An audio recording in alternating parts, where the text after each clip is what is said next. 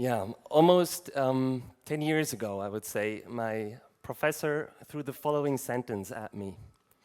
He said, well, Sam, you only have to decide the things that are undecidable. And at that time, I didn't really get it, to be honest. I mean, he also mentioned it more as a side note, and I was just like, okay.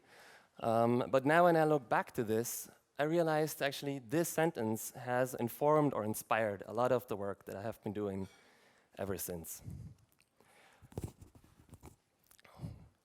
Yeah, I brought it with me actually, this sentence, so I was thinking a bit how I can bring it here to also inspire you.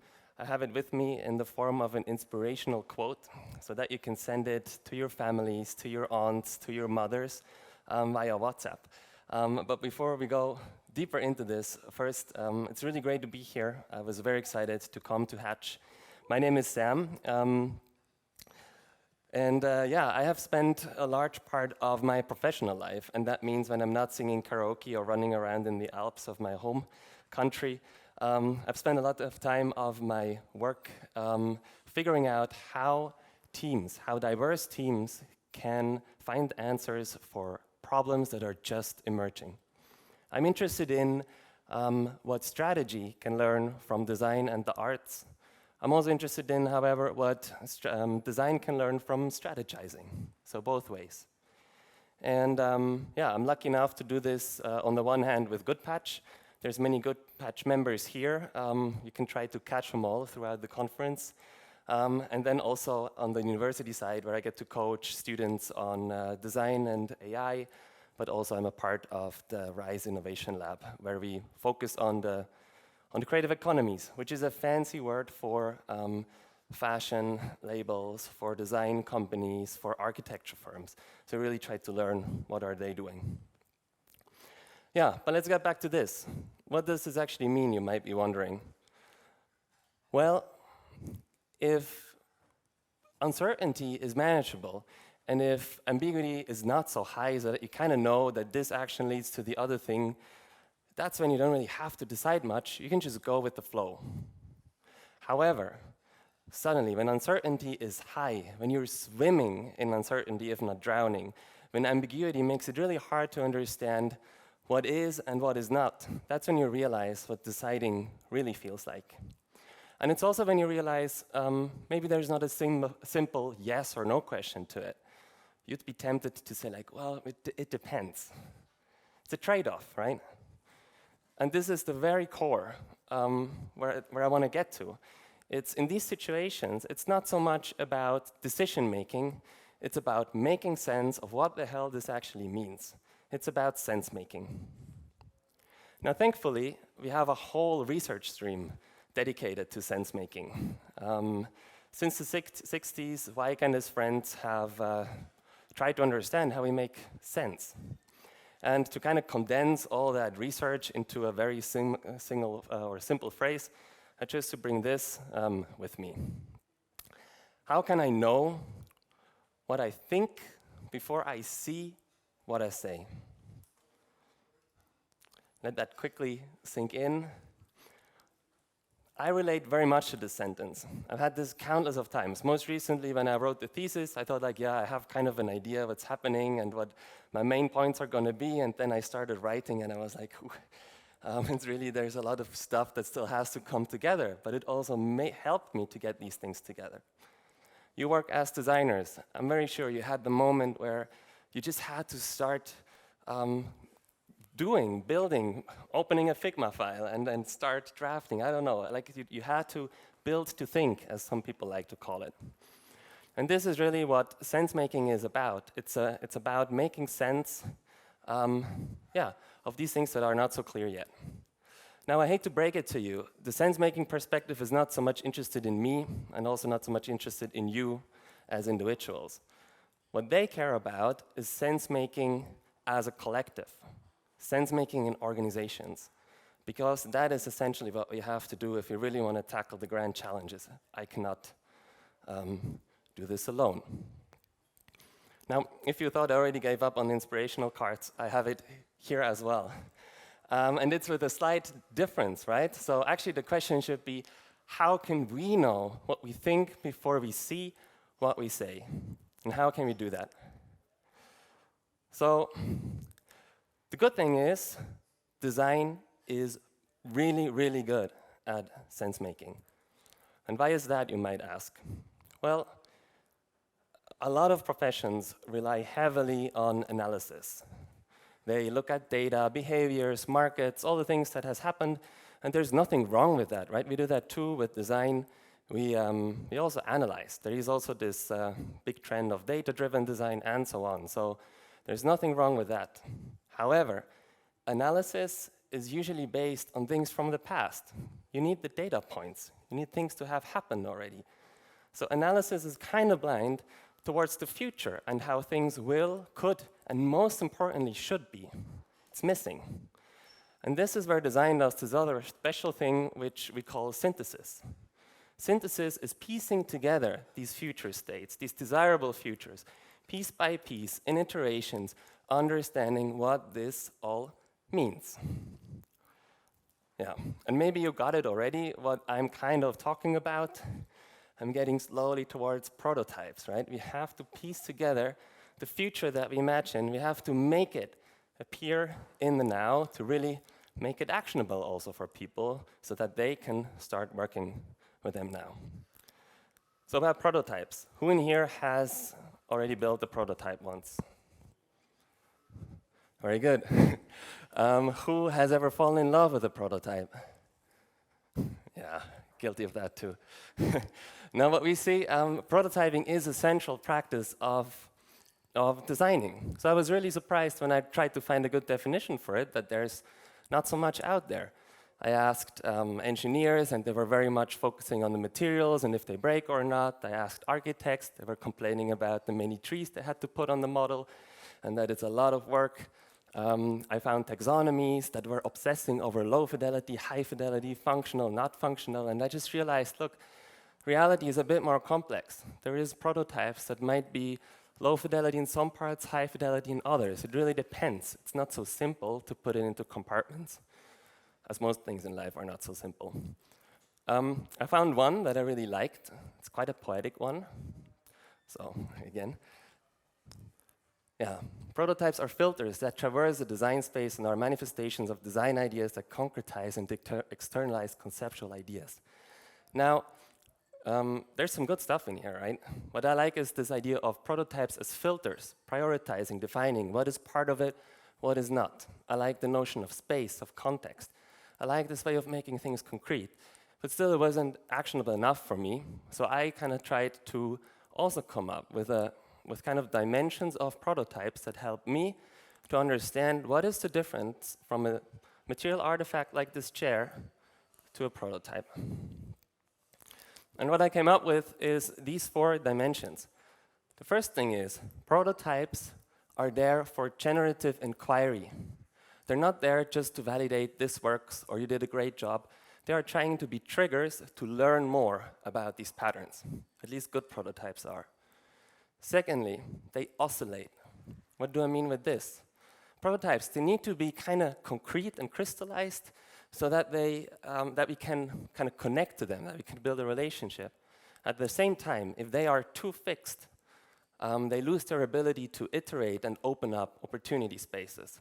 So essentially, and you see that a bit in the picture at the top, they are oscillating between these different stages. Third, they translate temporal states.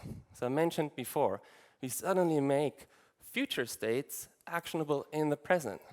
It's a superpower we have as designers. Suddenly they appear here, I can talk with you about it, you give me feedback, I can talk with a kid that runs around outside, and I will get feedback, and this is amazing and very, very important. And lastly, that's my favorite one, they have agency. What does that mean? They have power. Traditionally, we think everything we make, we own it, we built it, we have full power over it. But be really honest with yourself. When you're building a prototype, you're already, let's say it's a digital prototype, you're constrained by maybe the format, the mobile format. So you have to make a lot of decisions already what goes in there. You might be constrained by your Figma capabilities. Sorry, I keep looking at you, so I always think of Figma.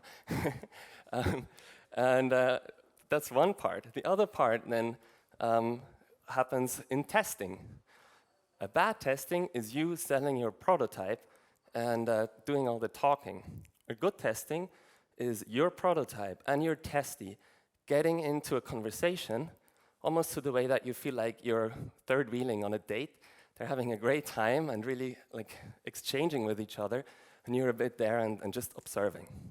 That's what makes good prototypes. Now you might say, Sam, well, this is really nice to have these dimensions. I still don't get what a prototype is. And that's a bit the trick of this definition. Prototypes are much more than just a clickable prototype or architecture model. I really want to urge you to figure out what can be prototypes. How can we use them? How can we build them? And how can we optimize our prototypes along these 4 dimensions to make them true non-human actors in our design processes? So what I would say, don't fall in love with the prototypes, fall in love with the process of prototyping, the practice of prototyping. Yeah, we're in the middle of the talk. I haven't mentioned the second word of my title at all, the planet. Maybe you realized, maybe you didn't. And it is about time, right? We're literally running out of time as well, and yeah, it's also getting hotter. So yeah, I take this off. Yeah, what's with the planet? Many of you work in small and large companies, and I wanted to ask, who of your employers have at least one goal, strategic goal, about sustainability? Hands up. Okay, good. So quite many. Not everyone yet, but quite many. I'm not going to ask the ones that had their hands up how their employers think of achieving those, but I'm going to share a bit what I heard when I talked to a lot of companies. So what I realized is many companies actually, I don't have to convince them anymore that sustainability is actually a good thing. However, what really is the big question everybody has, how are we going to do this? And some have started. They have moved their cloud infrastructure, their website to green servers. Very good. They have started compensating their travel emissions, buying credits and so on. That's good. Some have pushed it all towards the employees or the customers, saying like, yeah, you should buy less, you should commute by bike to work and so on, or you should just stay home altogether. Very good trick to kind of cut down carbon emissions. And it's all good, right? The small things matter. But it's not enough. I'm not letting the organizations, and I'm also, by the way, not letting you as designers off the hook just now. Because we do have a huge responsibility, which comes from the mere fact, this is a room full of experts, we got really good at what we do. Look at this. It's a, I don't have to explain, it's a train. But what you see is every single person here is completely obsessed with their phone. And that happened because we were doing a pretty good job with designing a great product, a great system that it's embedded in, really great apps that are on it, even better content. So we got the whole end of the alphabet, X, Y, Z, and also, or 3 generations, addicted to this thing. And yeah, I mean, maybe you looked at it long enough, it looks a bit like this guy is reading a book. He's not. He's just covering his smartphone with a book. No, but why is this happening? Because I said it again, we got really good at it, and I'm just bringing some old examples, but Instagram, right, the so-called slot machine for the millennials, every time you scroll, pull down, and new stuff loads, or you see something that you really didn't want to buy, but now you're buying it, it gives you a rush of dopamine. The younger generation is hooked on TikTok, me included sometimes, so I had to limit it to 15 minutes per day. But what you have there is it's built like a roulette table. It mixes mediocre content with really good one. So the moment you're about to put it away, they show you this amazing clip of a kid talking about corn. And that's exactly how it happens. Yeah, but what I don't just want to talk about apps, I want to see it in a bigger scale. And what I'm talking about is how we, as designers, define the behaviors of people. It's not about just the material views or how we build stuff, but it's really design shapes behaviors. And I think it's our responsibility to make sure we shape those behaviors for good. So, yeah. There is that's actually not me who invented this. Papanek, back in the 70s. Anybody here knows Papanek? Very good. The rest of you, he has a beautiful book called Design for the Real World. In the 70s, he was more or less cancelled because nobody wanted to hear about it, but very, very important. He says exactly this, and just because it says industrial design, don't think you're off the hook. Our jobs just didn't exist back then. But what I want to say is, what is really the issue here? He said, we have this responsibility. We are, to a certain degree, gatekeepers in this whole process. We have an ability also to get these different stakeholders together, stakeholders that otherwise really are struggling to come together. And the problem here really is, we heard it, we are creating so much value for humans.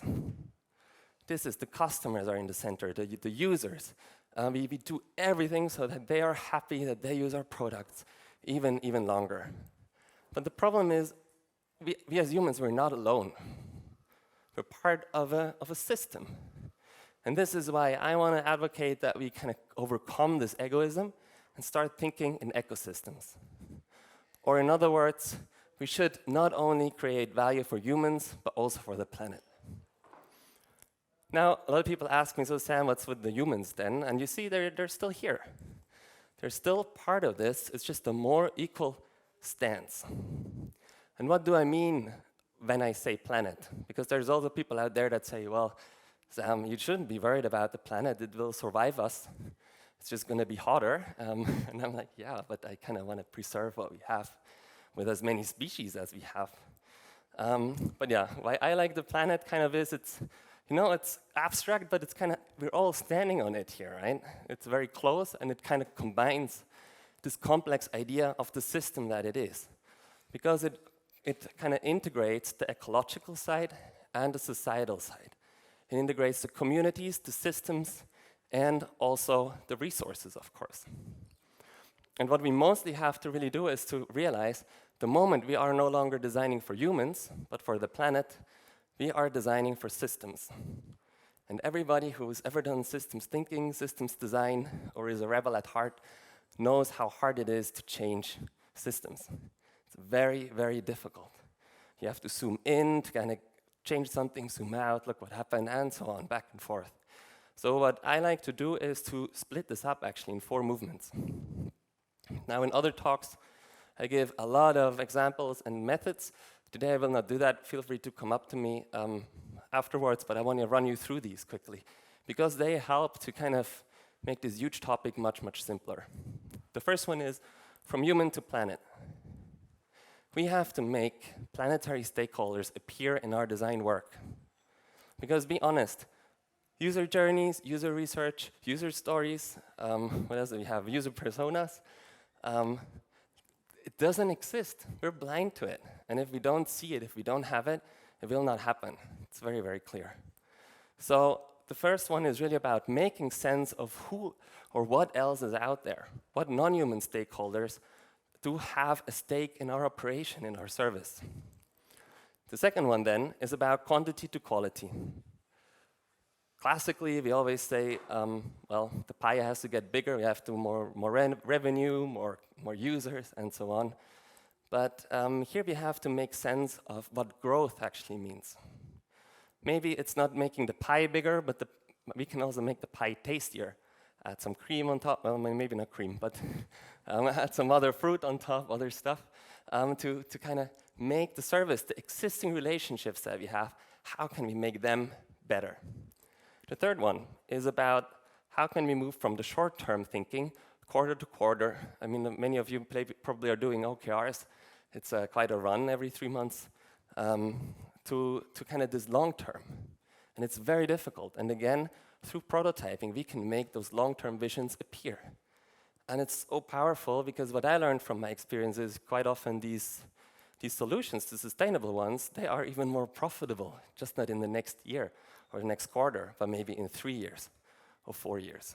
So here we have to make sense what 5 years mean, but we have to make sense right now.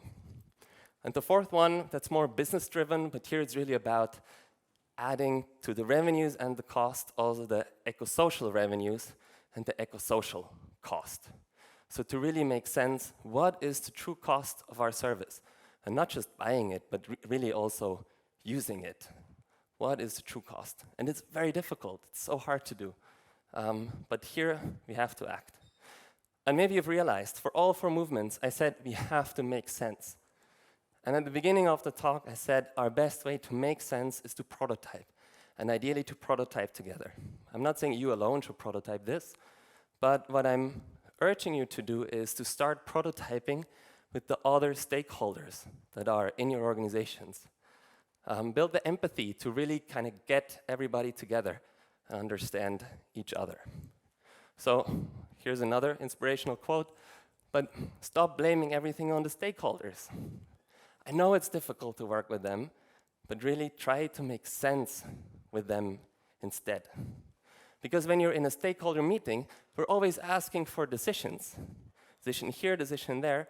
We should ask for sense, to make sense together. I think that's a very, very, very important change in how we approach these relationships. So yeah, let me piece it together. We started out with why synthesis is good to make sense, and that we all have the superpower as designers to do really good synthesis that ideally ends up as somewhat of a prototype. I have a very broad definition, so be creative. I think you're good at that as well. And then use these prototypes to make sense with stakeholders, which I call resonance, because I really like this idea. You put it out there and you kind of see what is happening. It's not an echo, it's resonance. You try to move them with your prototype, and through their moving, they create the new context that you are actually after. So this is, in a nutshell, why I think prototyping is one of the most powerful ways for us to tackle these challenges that are ahead of us, because it really is about time we find a way to get together on it. Thank you very much.